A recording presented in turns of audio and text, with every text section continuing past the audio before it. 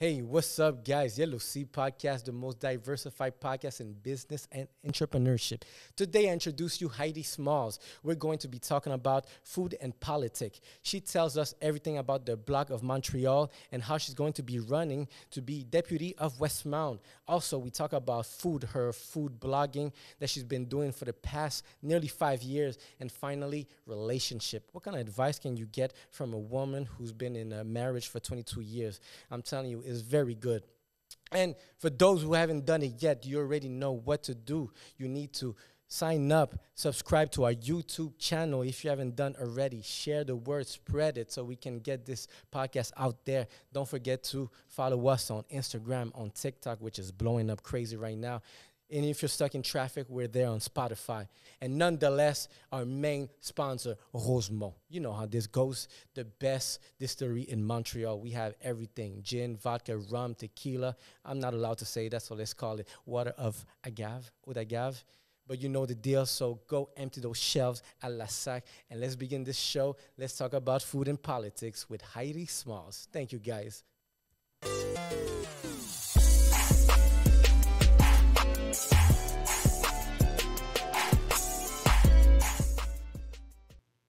Smell like an orange grove. Yeah. I smell like when I used to work in the fields and pick oranges. It's like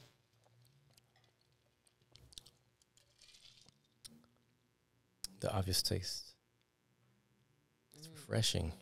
it's like orange creamsicle, like a popsicle on a summer warm day The field. in the field with a little bit of dirt. A little wind. A nice summer wind.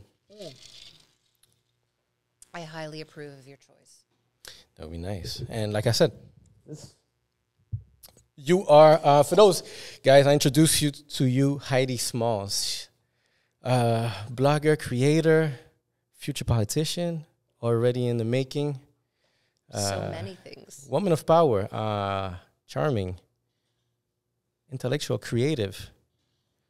There's something like electric, too, about you. The first? Continue. Okay. Expand on that. Expand. Well, it's you bring an energy to the room, to even a conversation, a one-on-one like we had last time. There was already like a connection. There was chemistry. And I guess the energies connect. And that's why I'm glad that we're having this conversation now today, because I guess we'll be able to connect even furthermore as we enjoy a cup of gin, a drink. A glass. Yes, a glass of gin. Because it's plastic. Damn. Well, that's why I didn't feel comfortable. I would be lying. It all tastes the same. All right.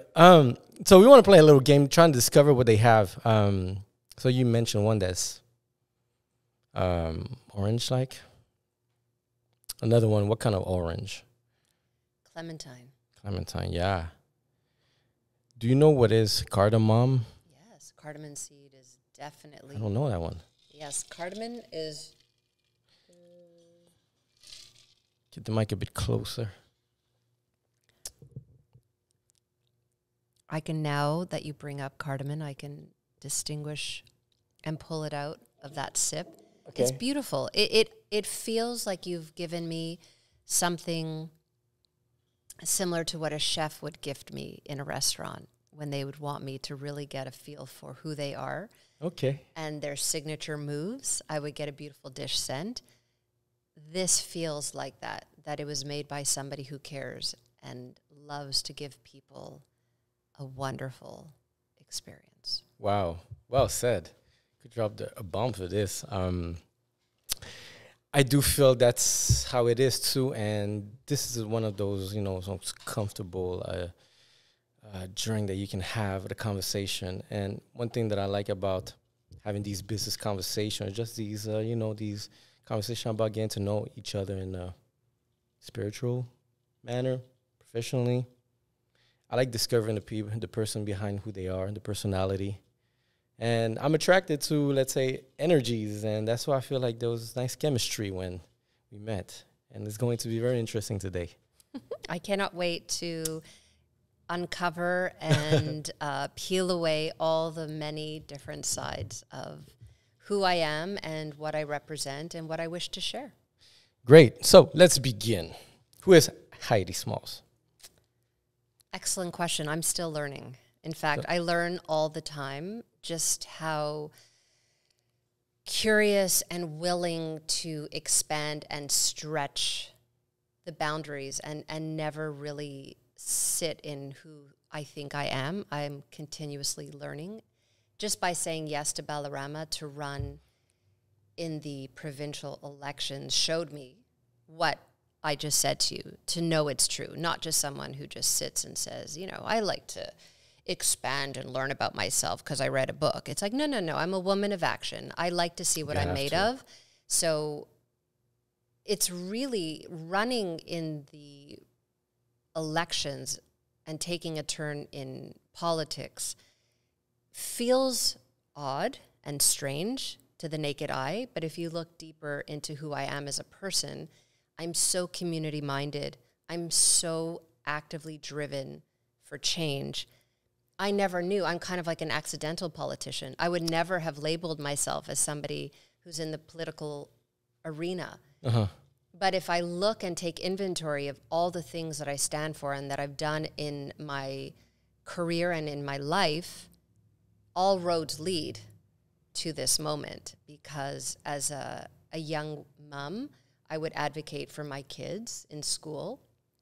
Then later on in life, when my dear father was diagnosed with brain cancer, I then became an advocate for him, going on to co-found an event that raised funds for brain cancer research, running around the community, raising money, raising hell, because losing my father to brain cancer was one of the most horrific experiences of my life. But that's also where you learn who you are and what you're made of is through loss and adversity. And so I saw that I wasn't going to go home and cry about it. I was going to do something about it. A woman of action. A woman of action ended up raising, with, of course, the help of a team, $700,000 towards research the first year and $1 million every year after that. So that just tells me I'm not somebody who sits down quietly. And then when it came to my chef community and building a career, I want to help. I want to shine a light. I want to spotlight. I want to support local business. I walk around Westmount thinking I already was the mayor. I didn't know I wasn't the mayor until someone had to say that there actually is someone in that role, because I feel a sense of duty naturally. It's who you are that tells you where you're headed. And it was clear, natural leader, walking around, making sure everyone is okay, caring for the people, that politics would be this natural addition to already who I am. Well, it's a build-up to everything you mentioned that you have done before. I could imagine, too, that creative side, the Brain Cancer Foundation, what fundraising that you did. Was it like that first gig that you told me about that you just didn't know how things work, but that's how they work in my mind?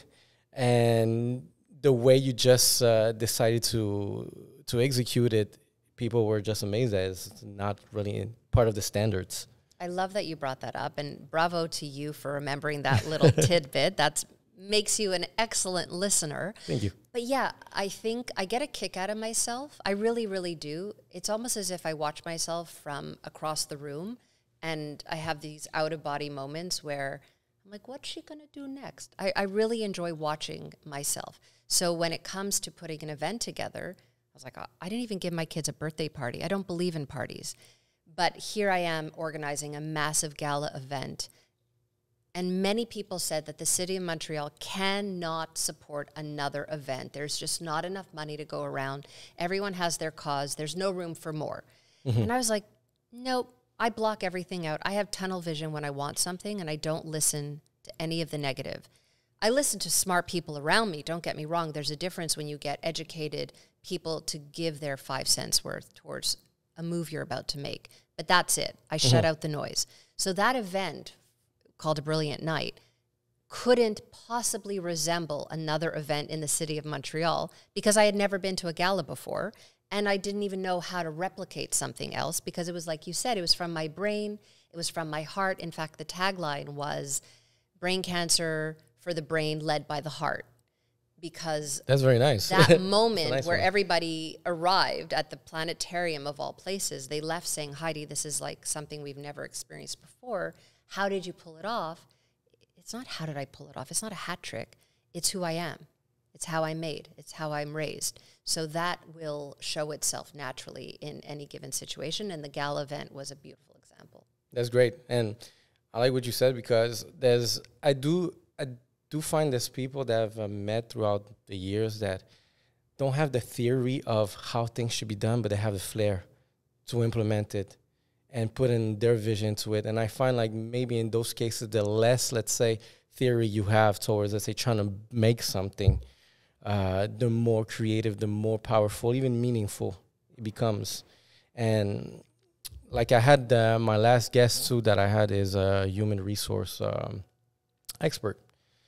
And in the same way, we're discussing how, like, maybe human resource, the human itself, shouldn't be a theory, should be more something that we get to do on a personalized level. I don't know if I'm getting too like complicated to it, but it's more.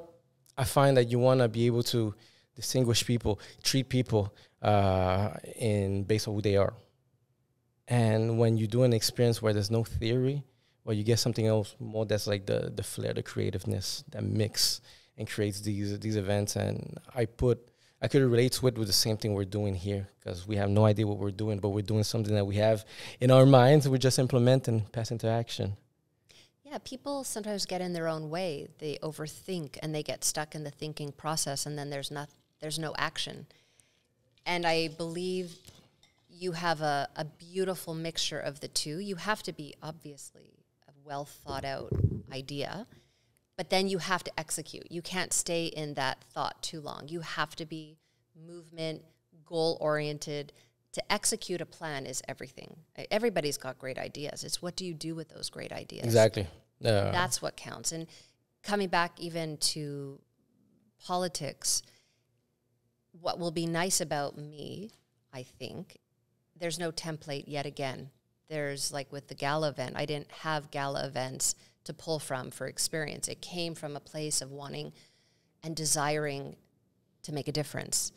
And coming back to politics, I don't have this, This platform that there is a platform, there is an agenda, but it's for the people, and I will be the conduit for the people so that their voice is heard.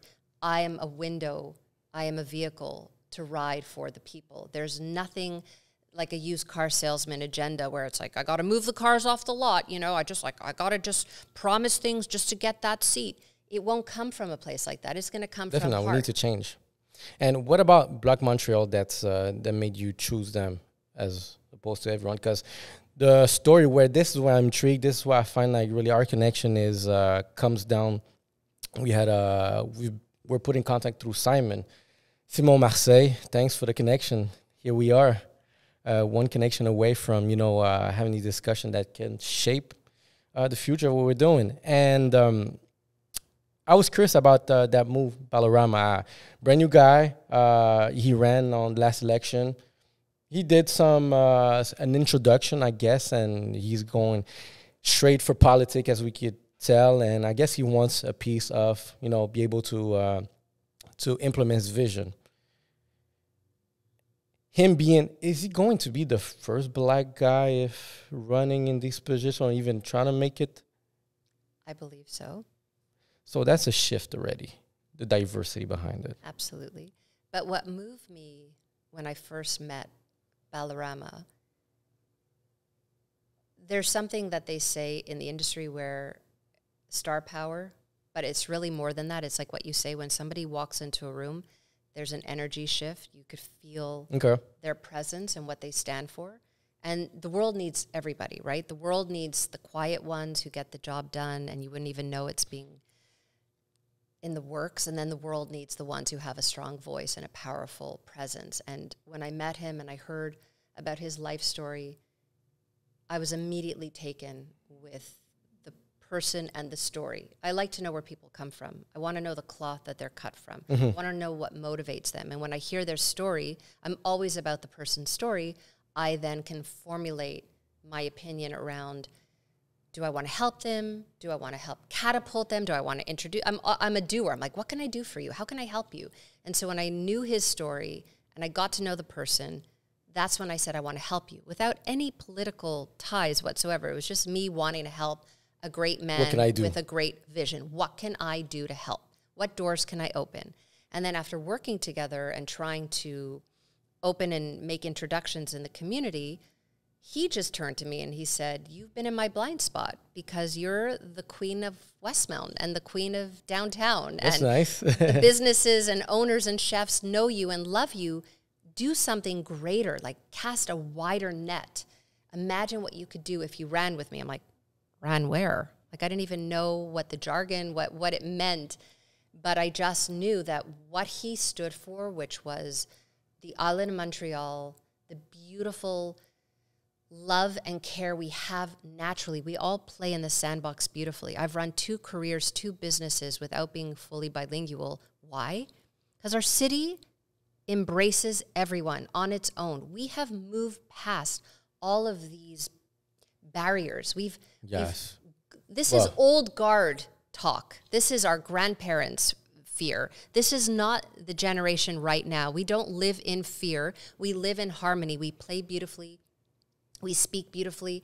And so the fact that he was trying to save that and harness that and protect that made me want to get up out of my chair, take action. I'm like, I'll run with you. I'll run with you across the largest field, football, of course, because he is a football player. But I love hearing people who have smart things to say, who have vision and want to stand up for everybody, for every single voice in the island of Montreal. I'm like, I'll follow that. And what are his views? What are the views of the party as opposed to what's going on right now? Because I know, like right now, they are taking their own decisions. Some of them are weird, but other ones, like, you don't know where it's going. We re-elected the same person again here in Montreal. So what's different about on the direction that it's planned to go? And this is where I got curious about, because I did see some of the headlines, but I'm just curious about hearing them from, someone that's actually part of it, on how you vulgarize them to how do we relate and what can, we get out of it. Well, I believe this has been a sharp learning curve for me as far as the intricacies of language laws, the intricacies of bills that have been passed. It's still something I'm learning about. I think most Montrealers don't know about what's going on in the world. They just read the news and they formulate their opinions in maybe 5 or 10 minutes. But I have actually, in a way, have gone back to school to truly understand. And like I said, I'm a student learning. I just surround myself with brilliant people. And what I've walked away with is that the Legault party really is speaking to a generation and promoting fear. Yeah, to one profile. Around language and culture that truly is something of the past. And it's upsetting because all we want to do as Montrealers is look towards the future, be in the right now, and build a beautiful future. For me, it's my children, my kids, my career, myself, my family. But for everyone else, it's why should we feel afraid? Because somebody said there's something to be fearful of? There's nothing to be afraid of. It's only now we're fighting for our lives because the person who is saying be afraid is the one who's causing all the fear. And what I love about Ballarama and Bloc Montreal, it's finally saying to people, we need to speak up and come together collectively to shine a light on the beautifulness that already exists here on the island of Montreal. We don't need to live in fear. It's an old guard speaking. It's not the new generation. 18 to 25-year-olds, they're like, that's who's going to move the needle. They're the ones who are going to see what the future holds. It's not going to be in the outskirts. It's the island of Montreal and the young generation who will not, I hope, stand for this reign of fear. No, I do totally agree. Like, we need to think about, like, the future workforce, future citizen that we have here, which is our generation, millennials, Gen Zs. And these guys are completely different from what these guys are more representing or looking up to. With that said, I do share a lot of those views, and I find that the technology, where we are to, the power of the internet allows us to, create these own communities of our own, where we don't need to depend on the bigger one that, was used to, let's say, always control everything. Narrative. Now we get to control our own narrative. And I find that the more we grow into this domain, the more voices we bring together, the bigger the community behind it, the more we can stand a chance on, being that others, what they consider having, like an influence and being able to be in control of their things. And I find that the power of the voice right now, it's what makes a difference, because everything in the media is based on who owns the brand, who owns, let's say, the big corporation, the channels. They dominate this the narrative. And when I see in social media, I'm like, this is what we up to. This is what people are listening to. But when you have, the willpower to want to do a difference, and us get into a nice team, you join Balarama's team, have good vision with me, and us working together, we managed to pull out something interesting, that we're giving out more power to the voice, to the other people that, that are more in the middle, centrist. Sometimes you go to the right, sometimes you go to the left. That's fine. But not to any extreme where it just becomes annoying to hear, like, you guys have the same narrative, the same thing over and over. That's why I shift gears and have put a lot of emphasis on the 18 to 25, even the 18 to 35-year-olds who I feel grateful are watching my work. So I have an opportunity there to leverage, like you say, that voice.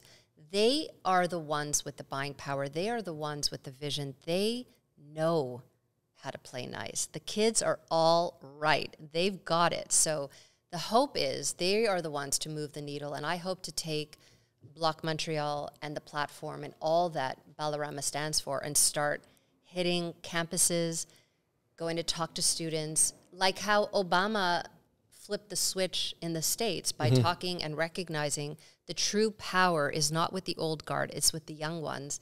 And that's what I hope to do here in Montreal with Balarama and the Bloc Montreal team, is focus on the positive and not stay in the negative.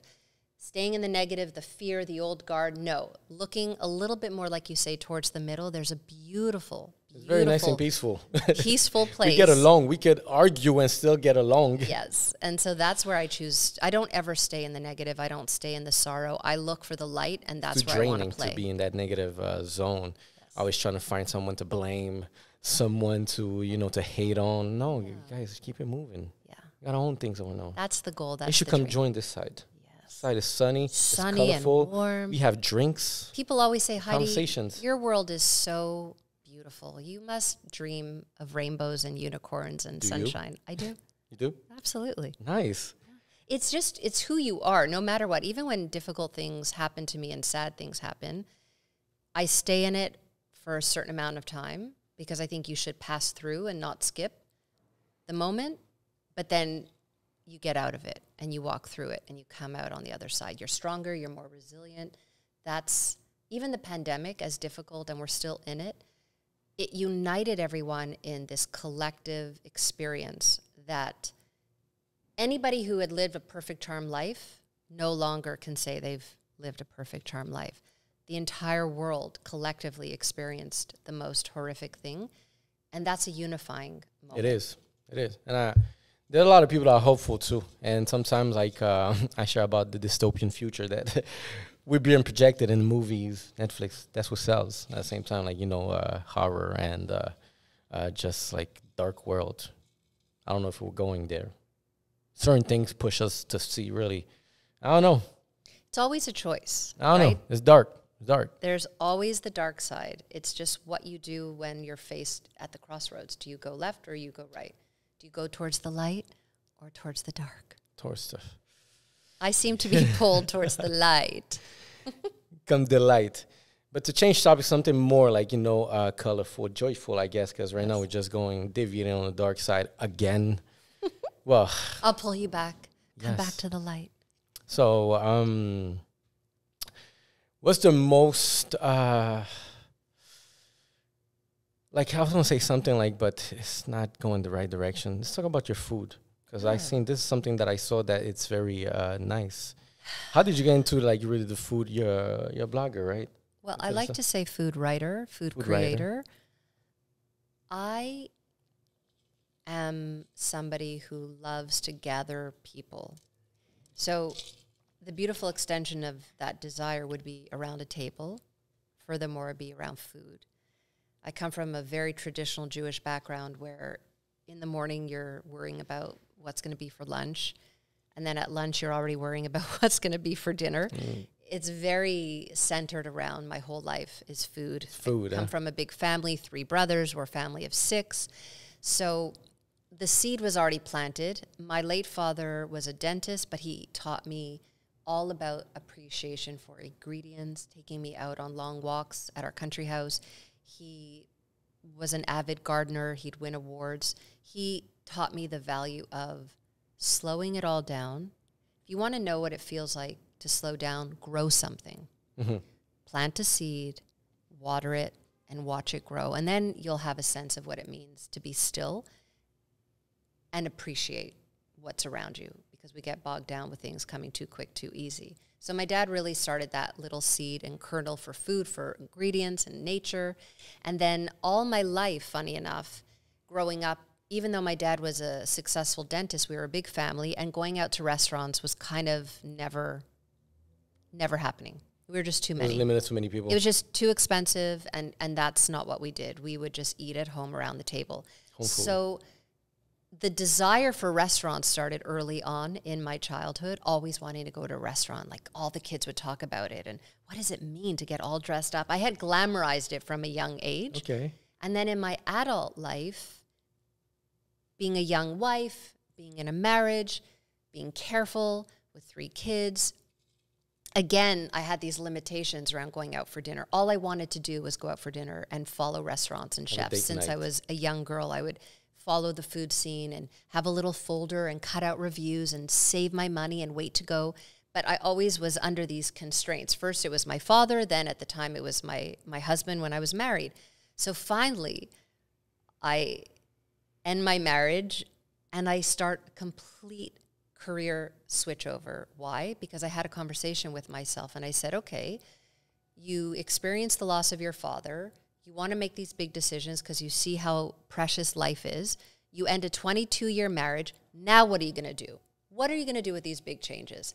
And I sat with my thoughts and I said, I want to go back to food. I want to speak to chefs. I want to hear about their story and why they choose to be standing on their feet, creating beautiful meals for perfect strangers.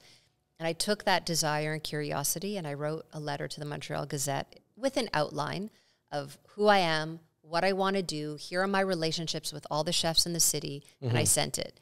And they got back to me the following week and they said, it's a beautiful model that we haven't used yet here at the Gazette. Typically, restaurants are reviewed, but no one has ever asked to shine a light and to tell the story of the chef. And I think it's a good time to do that right now. So it was just one of those moments where timing and preparation meet together, and they gave me a shot.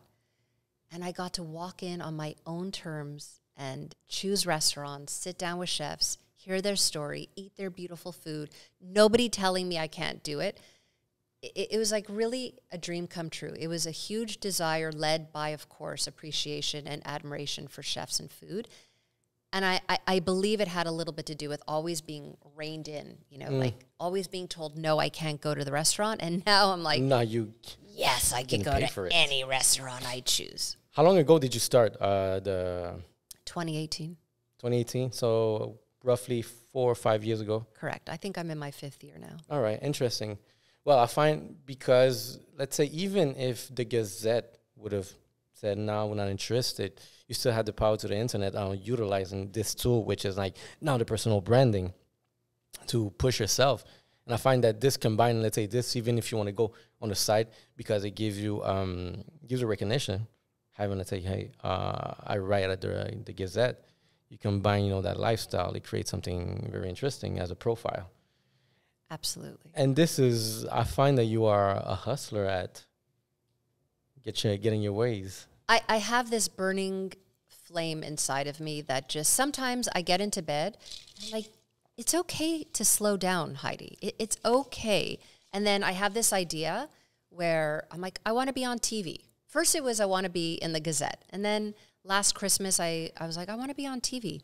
I'm doing such great work with these chefs. Everybody, I'm an inclusive thinker. So it felt limited.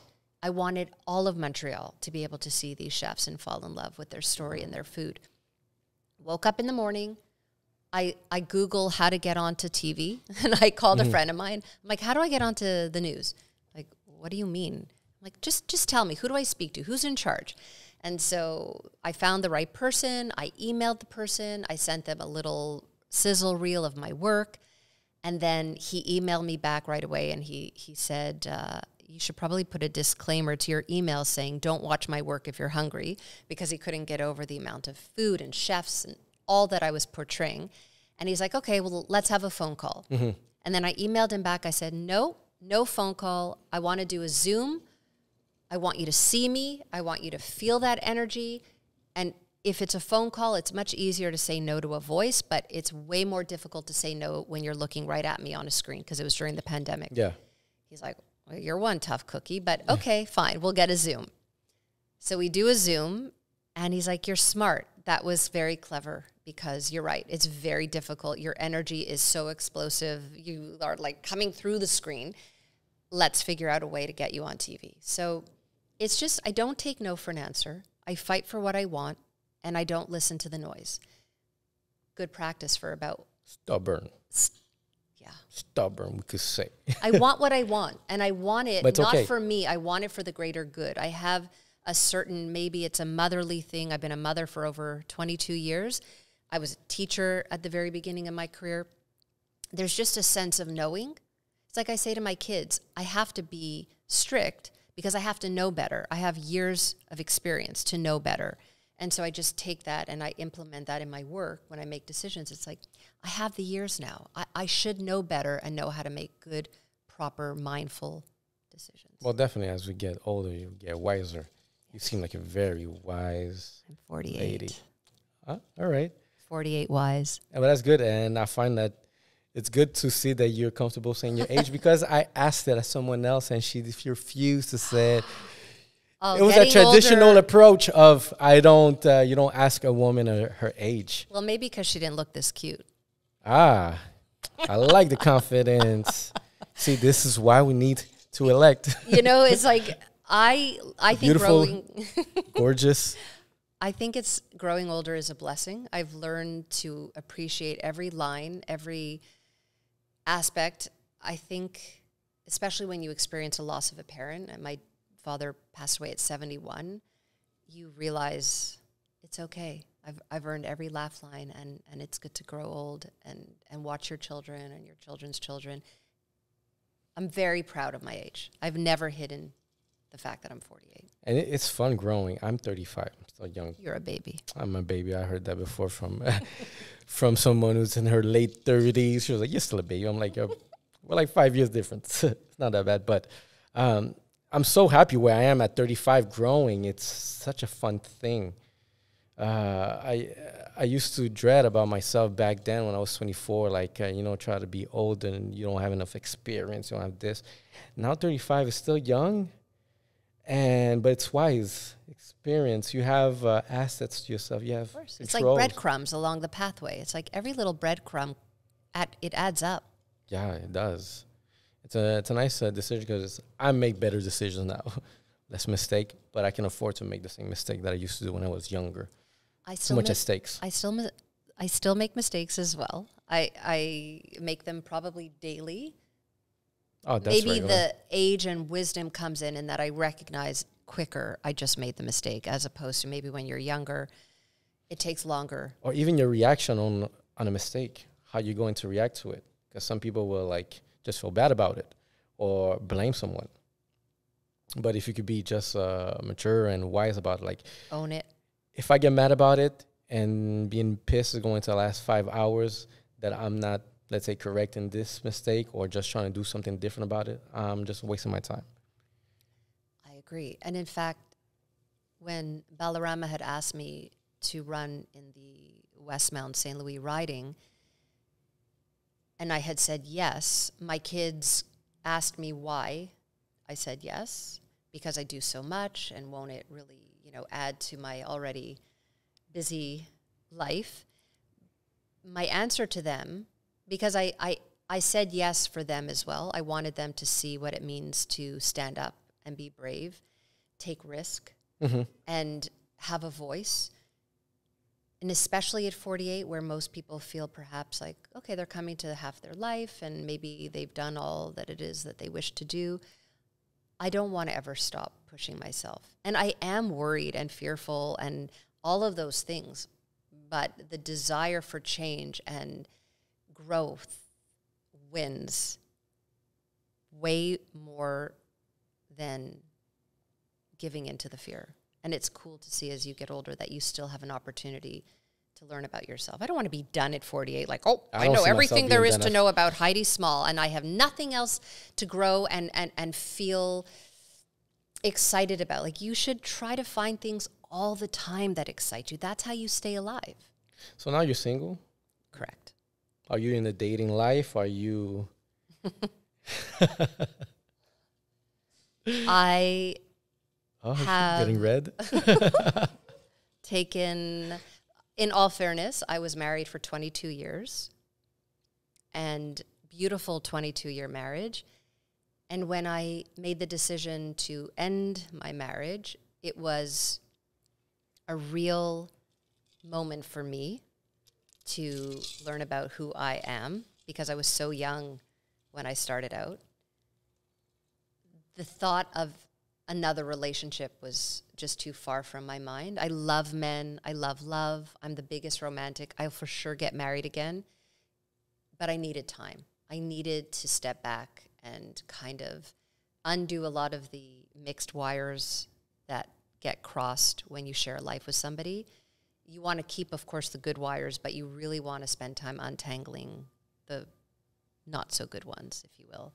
And I needed to do all of that untwisting with the beauty of time. Time is the only magic we have left in the world, and I really wanted to use that magic. The most precious thing we have in the world. It's magic. It has healing powers, and so I wanted to remain single. I wanted to remain strong for my kids and show them their mom standing on her own 2 feet, what that looks like. And then eventually I felt like I'll wake up one morning and I'll look at my huge king-size bed that doesn't get used on the right side and say, maybe this bed is just too big for one, and maybe it will be time to share my life again with somebody else. But I'm all about quality. I'm all about finding that right life partner. So when you're open to it, the universe always delivers, I feel, with me. As soon as I put it out there, I'm like, I'm ready to fall in love again and meet a great, strong life partner. Don't say that too loud on social media, because you'll get a lot of DMs. Oh, yeah, I just forgot that this will be something that is, it feels so we intimate. Don't need to, but no, it's fun. Well, it's out there. The universe heard me, so all right, I ready. leave it up to fate. Heidi Small is ready. Interesting about the relationships, it's not that simple. I'm growing. I have a new toddler. She's a year old, and I'm juggling to maintain a professional career, happy marriage, a lot of attention to my daughter. And you did it for 22 years. Like, you seem very driven. So I could only imagine how the household would be with a driven woman. But what about him, mister? Was he like a very driven person, very ambitious, or maybe steady, because sometimes, let's say, two people that are very driven, I'm not sure if it's there's a good driven that complements itself, but there's someone that's steering the wheel. The other one is getting along for the ride, but at the same time commanding where we're taking this ride at? Well, interesting and well said, well pieced together question. When I was starting out, I think I was that young, romantic 21-year-old girl who wanted to just be all gushy and mushy in love.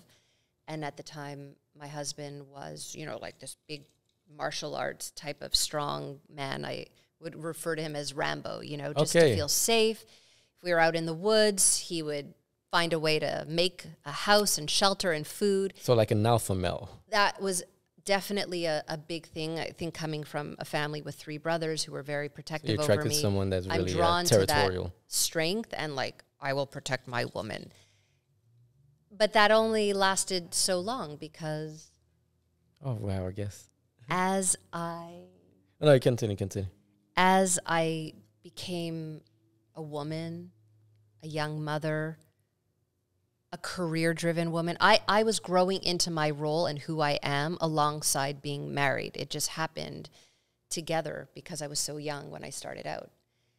Deep down, I knew I had big dreams, big aspirations, and my husband at the time, he did as well, and he had a short amount of success doing what he wanted and what he loved.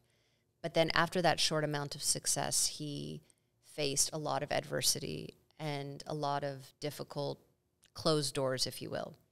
And what that does in the role of a man being that protector, it strips you men as... The manhood. It strips you of something. And I never held it against him because I know how difficult it is out there. But it shifted our marriage in that I was building this career in the film industry. I was taking care of film people when they would arrive in Montreal making movies. I would take care of everybody. I would tell them where to live in Montreal, where to go, where to eat, which is how those relationships with chefs started.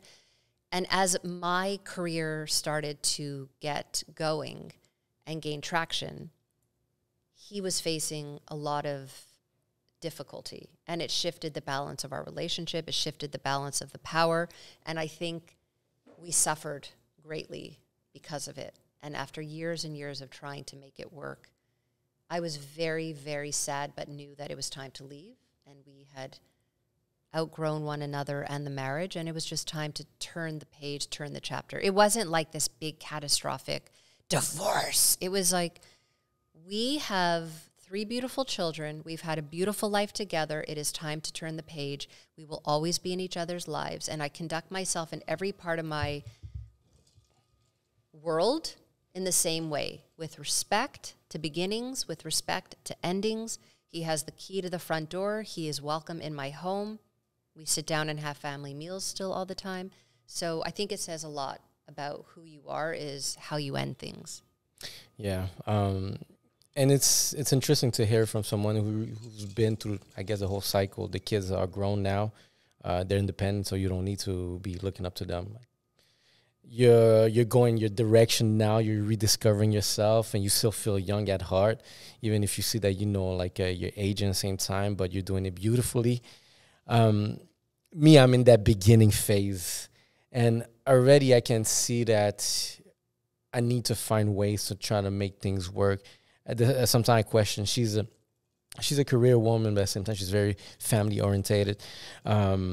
I'm driven, very optimistic. I'm obsessed, I guess, with what I do at the same time, but I'm very caretaker. I have these values that being a Latino brings with these values at home. We're very, let's say, territorial. We're very warm to our family. But I guess we were raised too by tough women, and these tough women in certain situations, a lot of, let's say, Hispanic mothers, they are cold with their kids. And that makes us, let's say, build this thick skin. Sometimes we get cold. I guess you just grow up on being like who you were raised with, a tough love. And you question yourself on, how to show best love because, the relationship is getting older.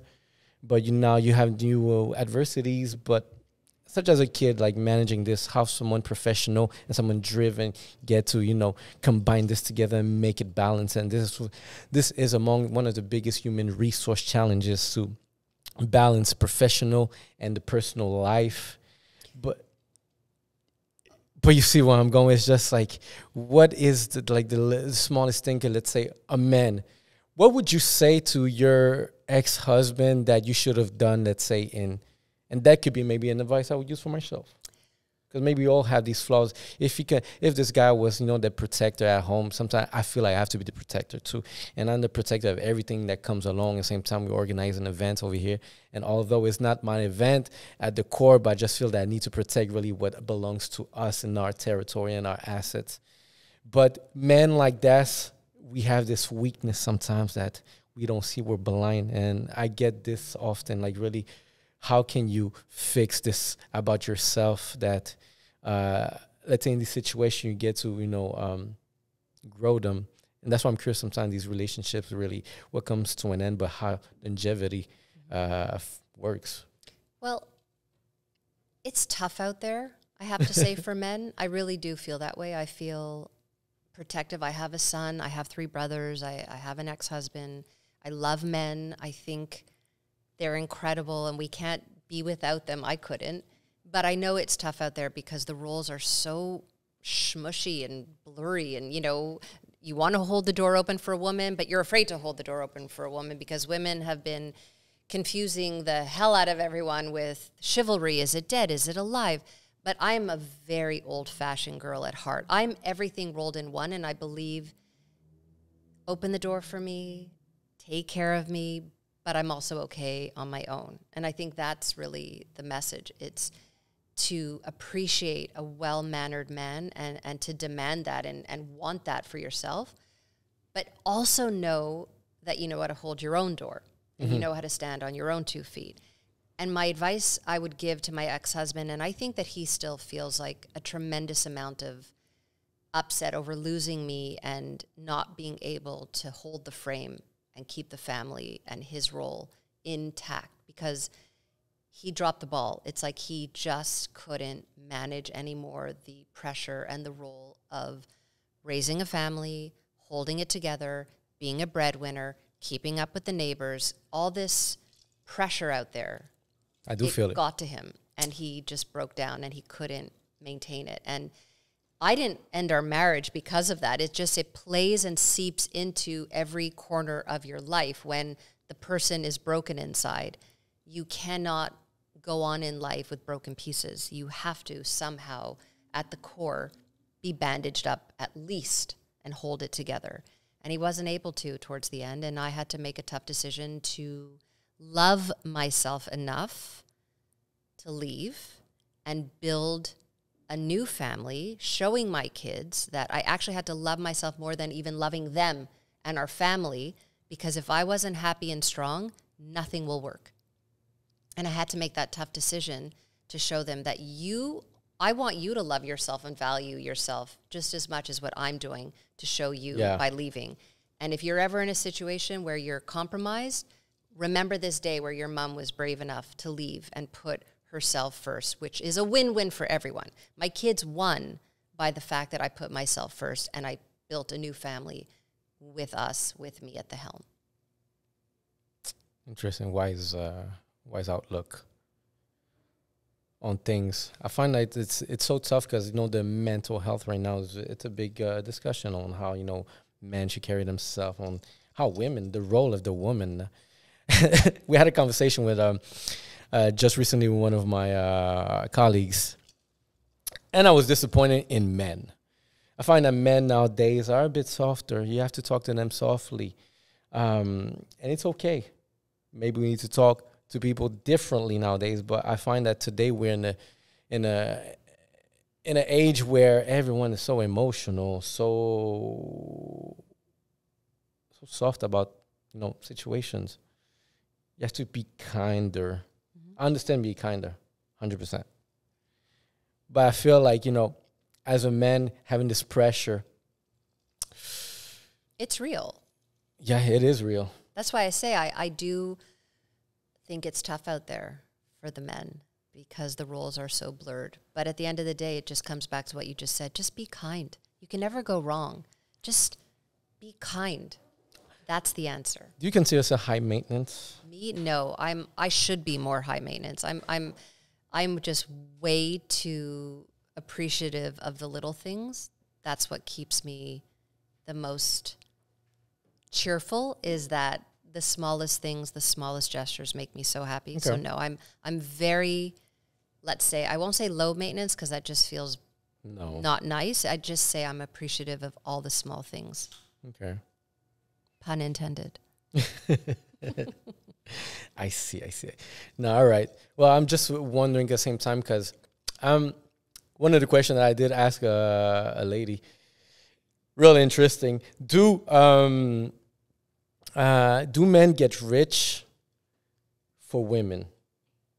Do men want to make more money because to attract like the best woman, the best female? I don't know. I'm a lover of all people. In fact, I have taken my single years in the last 6 years and used them as almost a developmental stage of learning and growth. And I have been with every age, every kind of person you can imagine. And I love that learning curve because it showed me that I am not the typical that wants the usual, and that you could just kind of sum it up in 3 words. It's like, no, I've done everything. I've been with people who have 4 jobs to pay rent. I've been with people who show up at my door on a bicycle. I've been with people where we just go for a walk in the park. I love all people from every walk of life as long as they're kind. So I walk the walk. It's not... Walk the walk, talk the talk. You don't need to pull up in a Lamborghini and carry me to the threshold. However... Does it make a difference, a Lamborghini? I won't get into the Lamborghini. I have a broken back, but you could definitely carry me any day of the week. I will never say put me down. So chivalry isn't dead. What if the person comes with a horse? A horse and buggy is actually more desirable than a Lamborghini. Interesting. Good trips. Have you, in the food world, what is your favorite food? Because you don't see where I'm going with Pasta. I want to live in Italy one day. I want to be covered in olive oil at all times, and I want pasta dripping from my mouth at all times. That's visual. And I want wine in my other hand. Do you like Caribbean food? I do. I love Caribbean food. And that's something that I love about our culture. We have this nice flavor of food. I'm from Nicaragua. Oh. Have you ever been to Nicaragua? I have not. Really interesting I love jerk chicken, so I went to Jamaica in search of jerk chicken on every corner. I think about jerk chicken way too much. I'm always after the best jerk chicken. I've gone into ice storms driving for jerk chicken. Have you tried Haitian food? I have not. You have to try Creole. Oh, Creole. Yes. Creole. Sorry. Yes. Well, that's something that it's funny because about the Caribbeans is that I'm in Central America, but Caribbean, my wife is Caribbean. So, this is this big influence of, she's Dominican, Haitian, and this big influence of griot. And I find that, it's becoming a mainstream meal that's getting big here in the island, and more people do it. And have you done a blog on I have. So Chef Paul Toussaint is a very dear friend of mine. Yes. And I was a huge lover of his food, of his story coming from Haiti. And I love his restaurants, Kamui, and I also featured him when he was at Agricole. I've also done Chef J. Anthony, who has Restaurant Tropical on Notre Dame in St. Henry. I'm a massive on the hunt girl for the best Caribbean food out here in Montreal. There's Lloydie's, like everybody knows. They'll call me up. They're like, best jerk chicken is over here, or you've got to try rice and beans over there, or the best spice. I am a spice girl. Like spicy? Yeah. Oh, spicy. Nice. How spicy would you go? All the way. You can ask every chef who I've ever interviewed. They're like, no, she's the real deal. Like she is like in it to win it. Appetite like a gorilla. All right. Interesting. I show up wearing sweatpants, so I have like a lot of room. I'll bring you to a barbecue. Deal. You don't scare me. Yeah, we gonna eat. who has some good food. All right, I like that in writing. Yeah. All right. let me make a note of that. If not, so right now, how's the schedule looking? Like your calendar so you're still doing what you're doing, the blogging and the Bloc Montreal, the politic. How do you fit both of them together? Okay, well, to wrap this up, I would say give a busy person more things to do and they'll get it done. When somebody is super busy, they're actually the most likely to execute more things in their life because they just know what it means to juggle. And my home runs very smoothly. I have a 22-year-old, 21-year-old, and a 14-year-old. It's a very efficient household. They're very autonomous. I've raised them that way. So the household runs smoothly. I mean, I still obviously sit. We have beautiful meals. We relax. We have family time. I film still every single month. I'm filming right now another chef. So Beyond the Plate is every month I film a chef. I do all my creatives. We edit with my team. And we produce. Once a month. Once a month I produce a 6-minute mini documentary on a chef. That's nice. Plus now, of course, my side gigs with sponsorships. I have a lot of beautiful sponsorships with companies in the city of Montreal where I incorporate my chef relationships. So it's all about, I don't want to be in the spotlight. I want to shine the light on a chef. So if I have a sponsor, which is, let's say, Stokes, yep. I discuss with Stokes a chef I want to highlight. The chef then goes on the Stokes website, choose as many wonderful products as humanly possible. And then we go and we film the chef using Stokes products while they're, let's say, doing a signature dish. So everybody wins. I get my chefs in front of the spotlight. The sponsor gets a great chef in the city of Montreal. That's a nice combination. That's my gift in life, is bringing people together and shining a light. So that all works. It's all beautifully, my month is beautiful. It's organized. It's busy. Like from here, I got to run now to finish up filming from my chef. I have to go back in the evening time, film the restaurant Hustle Bustle, got my hair and makeup done at 3:30. So from here, I'll go there. Press conference all morning with Bloc Montreal. There's enough hours in the day, like I said. I mean, it's a rush, but it all gets done, and everyone ends up pretty happy with. So I guess you have a team behind. No team. No team. You're doing it by yourself? Team. All right. It's Team Heidi. So you don't have like... I have a cameraman. Yes, I have a documentary filmmaker, Ezra Seuferman. I have an editor, Tegan Lance. Oh, right. So that's so my team, for the content, yeah. Yes. When I go out and I film, we're all part of the team. But I am the producer, creator, executive producer of my world. There's a restaurant lately that I discovered, and one of a good friend of ours, Kimbo, showed us, Duc de Lorraine. Have you gone there? Yeah, many times. My late father's first dental office was across the street from Duc de Lorraine. So I go there often with my mom, and she reminisces how she used to go across the street, get croissant.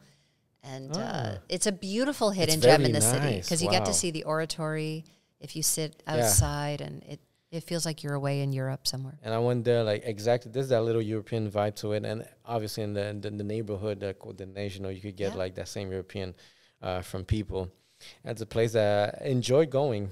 I recommend it to anyone who wants to try something new. Something beautiful croissant. The food is very fresh. We had oysters. It was amazing. You want to know something that I enjoy doing? Do you like tequila? Tequila and oysters. That's like my latest craving. Have you tried it? No, I usually do champagne and oysters, but I will switch it up. We're Hispanic. We drink tequila.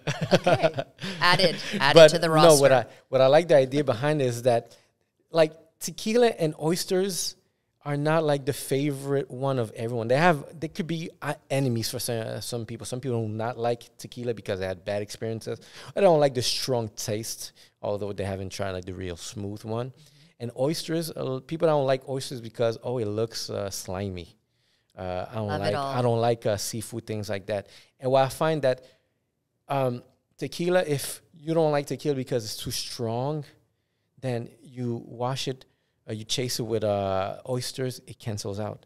But for the person who doesn't like the oysters but like tequila, you chase it. Once again, the oysters going to cancel one and vice versa. So I find these two, I have this common, let's say, enemy that once you mix them together, it just cancels out nicely and make an experience that you wouldn't expect. Noted. I mean, I could eat my weight in oysters, which would be 122 pounds of oysters. 122 pounds, that's 122 shots of tequila. And I could do that too. Can you take that? Just have the ambulance ready and, and the paddles to bring me back to life. But yeah, I'm up for the challenge. All right. Well, I need to take you to that then. Okay. That's a nice experience. I discovered it lately with some friend, and you know what? This is something that brings me the most craving. Tequila and oysters. I'm that old. I might order it tonight when I go back to film at Bistro Franquette in Westmount. I'm highlighting a Westmount local chef, and I will ask for oysters and a shot of tequila. It's Wednesday. The BT is $1 oysters. Oh, okay. Imagine they had $1 oyster, $1 tequila. Just go all day, all night. Maybe 30 minutes of shots. Yeah. No, I have a very, very big appetite. Well, you should try it. And I'm making people discover this mix. Done. And people are interesting. Like, I had a neighbor, too, doesn't like oysters, doesn't like seafood. He had 5 shots of those. So I'm like, you know what? It works. So for people that don't like one of the other, you can make them, enjoy the experience. It's a very nice one. I eat everything. It's aphrodisiac. Yes. You want to take your date somewhere? Want to get to first base? Somewhere expensive. It's an expensive first base. At the gas station, tequila and oysters. On the dashboard. Yeah, that's the most expensive meal you can have right now. It's worth it. We're worth it. Yeah, definitely. Of course. What would be your perfect first date?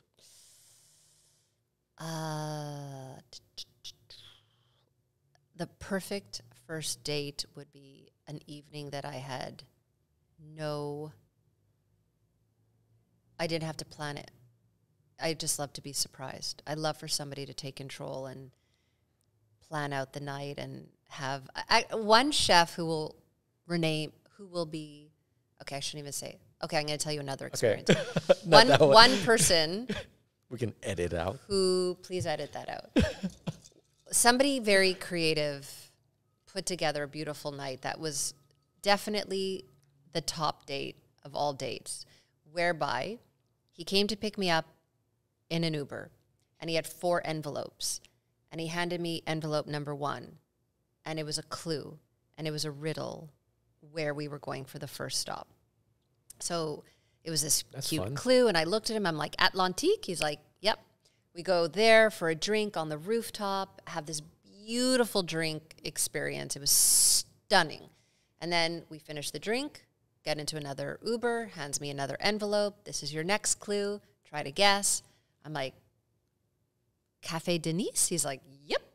Off we go to the next place. We have this beautiful, beautiful dinner. Then from there, the 3rd envelope, 4th envelope, and we just went all around the city to have then we had dessert, then we had a nightcap somewhere, then he brought me home. That was a great date. That's interesting. And then he left croissant on my door handle in the morning because he knows I love croissant. That's a good morning.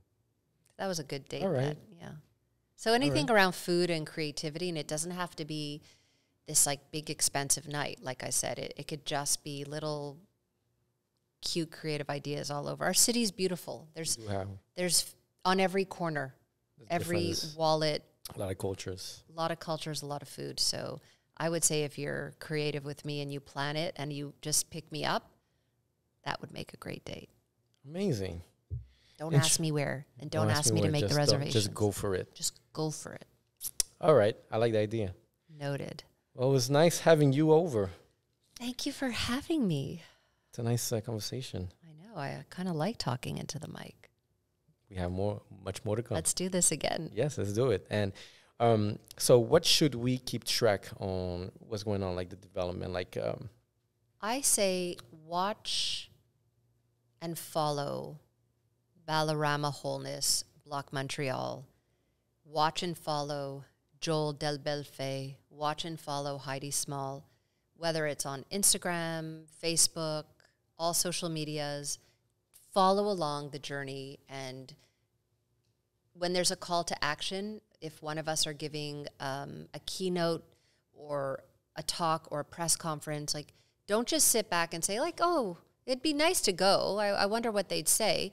Get up, find out where we are, and follow and be part of the movement. Don't be inactive. I think that it would be follow along, go to Bloc Montreal, see where we're going to be, see where we're at, and join in. We'll do, Bloc Montreal. Keep track of it. Let's see if it really fits your values. That's like the main goal, what I wanted to, to get a glimpse of. Yes. But mainly inclusiveness, Montreal, Heidi Small. Beyond the plate. Beyond the plate. Oh, yes. If you want to know where the best places are in the city, you may want to watch me and follow me as well. Well, thank you. Yellow Sea Podcast. Yellow Sea